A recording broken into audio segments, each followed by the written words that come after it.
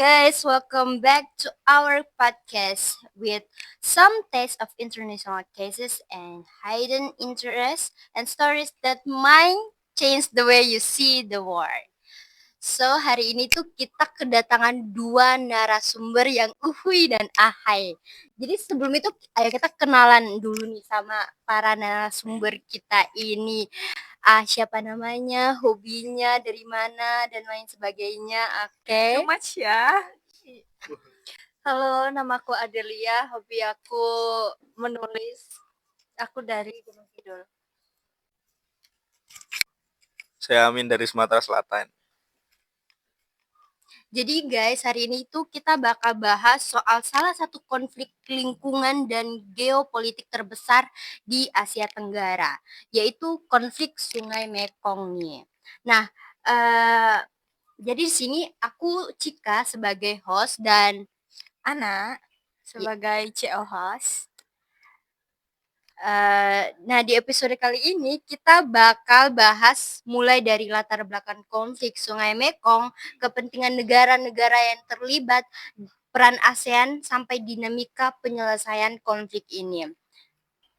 Nah, kalau biasanya konflik itu identik sama namanya perang militer terus perang bersenjata, konflik Sungai Mekong ini agak beda karena ini tuh nggak memperebutkan wilayah atau senjata. Di sini yang diperebutin itu justru sumber daya alam terutama air. Dan yang bikin menarik, konflik ini tuh melibatkan beberapa negara seperti Cina dan juga negara-negara Asia Tenggara seperti Laos, Thailand, Kamboja, dan Vietnam. Oke, sebelum masuk lebih jauh nih ke konfliknya, kita kenalan dulu lah sama Sungai Mekong. Sungai ini tuh termasuk salah satu sungai terpanjang di Asia.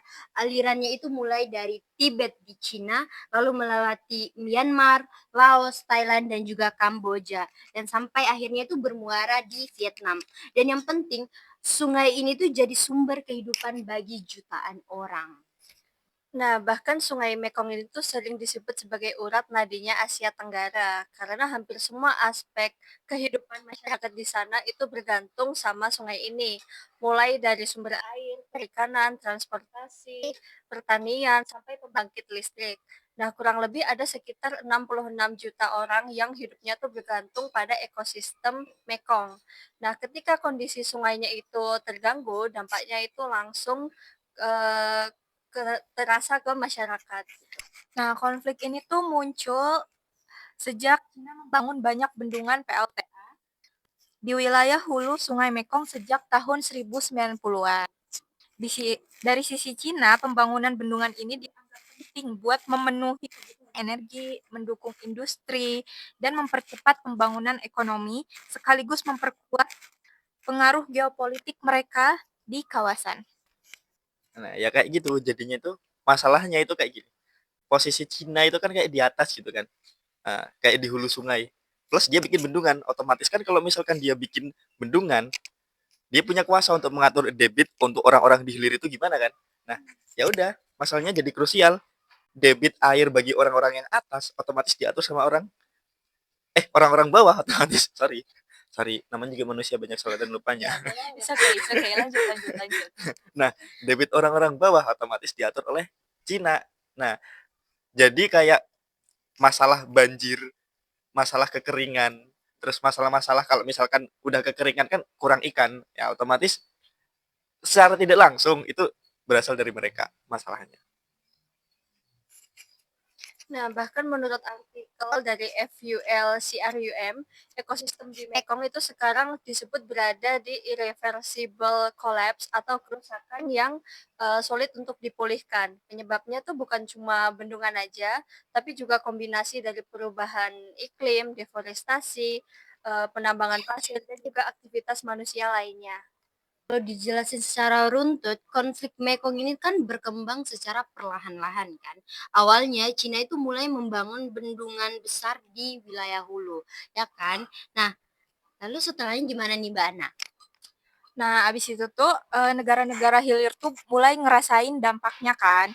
Contohnya di Vietnam itu tuh mulai muncul intrusi air laut. Jadi air asin masuk ke area persawahan dan akhirnya merusak produksi padi.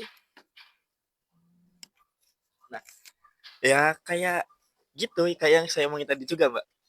Kamboja yang berada di bawah nih.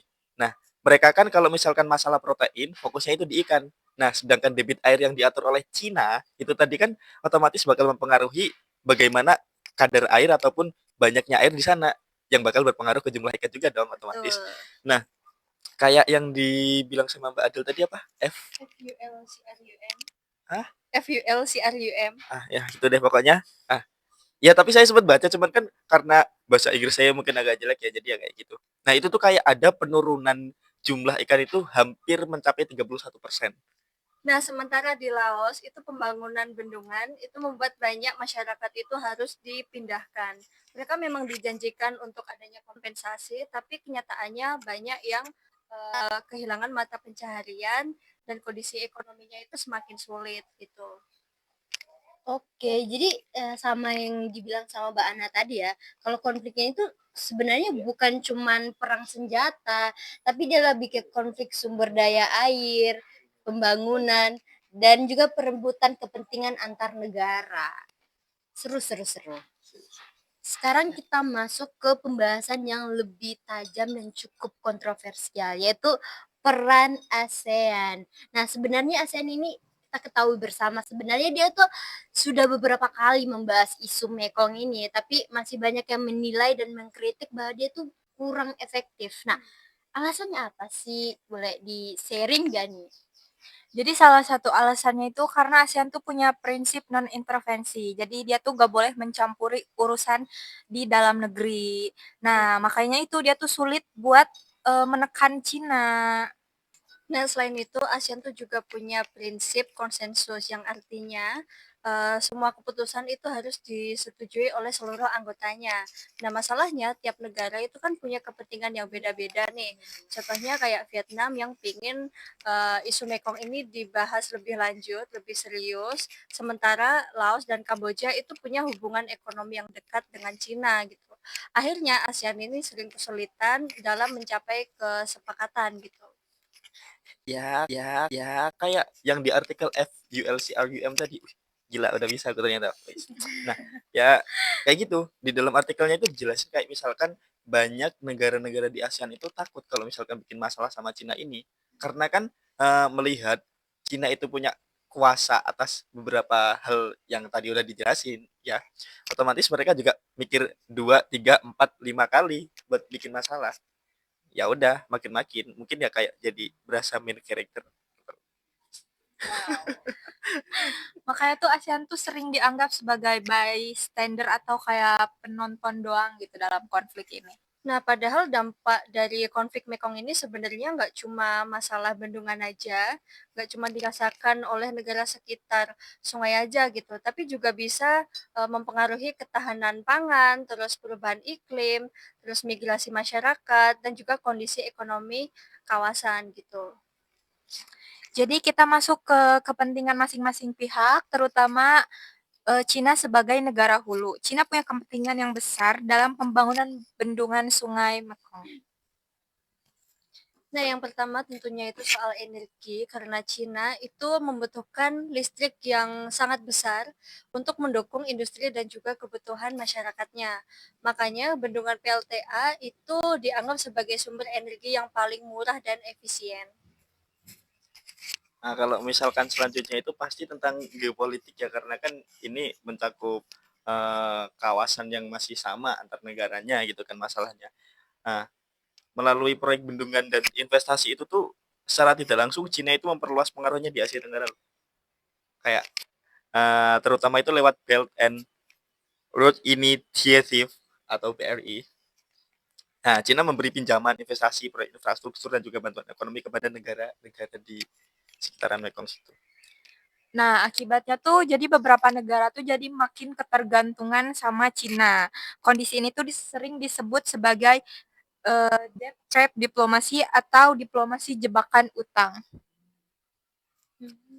Nah, contohnya itu Laos. Jadi Laos tuh menerima investasi yang besar dari Cina, tapi di sisi lain, utangnya itu menjadi melonjak tajam gitu. Bahkan sebagian pengelolaan listrik nasionalnya Laos itu sudah dialihkan atau diserahkan ke perusahaan Cina.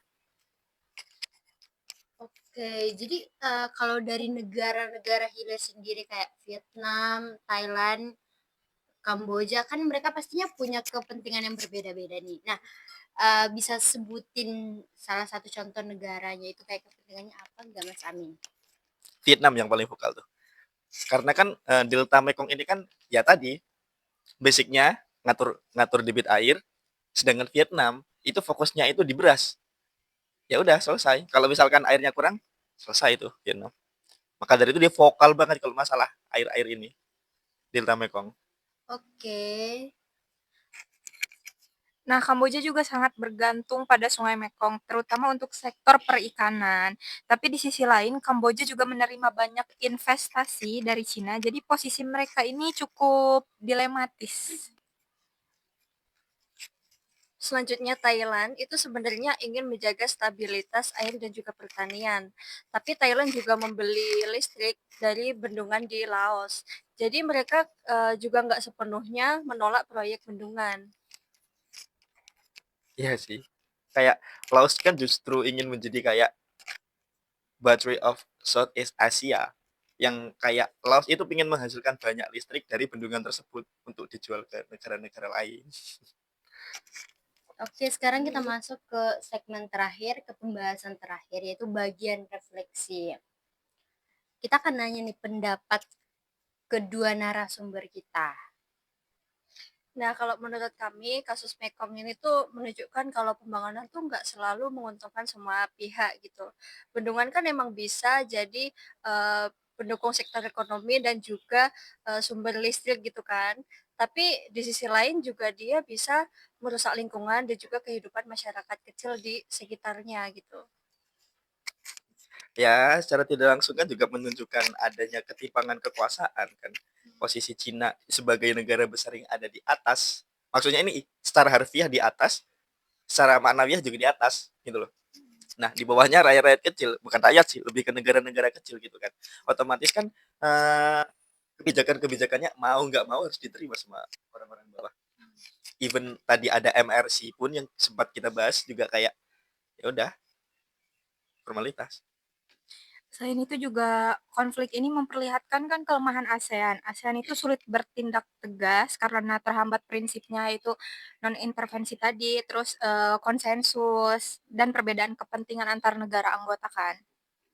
Iya, bener banget. Padahal sebenarnya kan Sungai Mekong ini tuh isu bersama Asia Tenggara. Jadi kalau kerusakan ini terus berlanjut, dampaknya ini bisa mempengaruhi ketahanan pangan dan juga stabilitas kawasan ASEAN secara keseluruhan gitu. Oke, jadi kesimpulan penutup dari podcast diskusi kita hari ini bahwa konflik Sungai Mekong ini adalah konflik sumber daya air yang melibatkan kepentingan ekonomi, lingkungan, dan juga geopolitik sekaligus.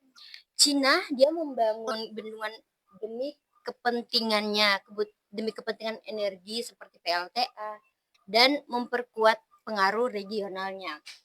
Tapi di sisi lain, negara-negara hilir itu mengalami dampak lingkungan dan ekonomi yang cukup besar. Nah, sementara ASEAN sendiri sebagai organisasi regional, dia sendiri sebenarnya sudah mencoba terlihat di sini, tapi dia masih terhambat oleh prinsip-prinsipnya seperti non intervensi dan lain sebagainya.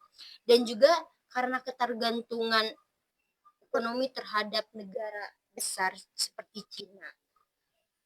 Karena itu, konflik Mekong ini jadi contoh nyata bahwa isu lingkungan itu bukan cuma soal alam, tapi juga bisa berkembang jadi isu politik dan geopolitik kawasan. Oke, jadi terima kasih ya buat kedua narasumber kita yang udah datang jauh-jauh dari Gunung Kidul dan juga dari Sumatera. Terima kasih udah datang bersama-sama bersama dengan kami hari ini duduk untuk berdiskusi daging ya ini. Oke. Oke teman-teman, terima kasih juga teman-teman sudah menonton dan mendengarkan podcast kita hari ini. Sampai jumpa di diskusi HI berikutnya. Bye-bye. Kan adanya kompensasi, tapi kenyataannya banyak yang malah kehilangan mata pencaharian karena kondisi ekonominya itu bisa ulang gak sih?